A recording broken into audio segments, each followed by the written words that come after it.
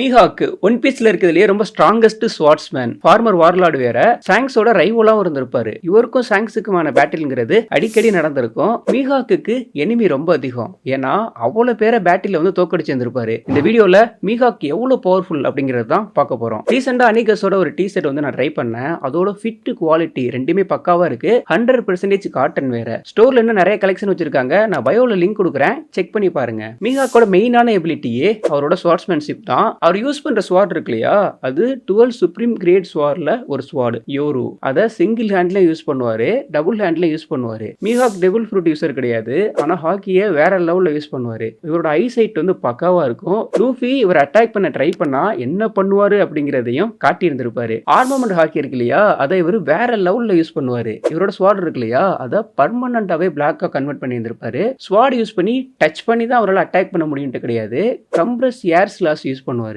அது எந்த அளவுக்கு பவர்ஃபுல்லா இருக்குன்னா, ஒரு பெரிய ஐஸ்பெர்க்கையே அது ரெண்டா கட் பண்ணி இருந்திருக்கும். ஒரு பெரிய ஷிப்பா இருந்தாலும் அதையுமே ரொம்ப அசால்ட்டா அவரால் கட் பண்ண முடியும்.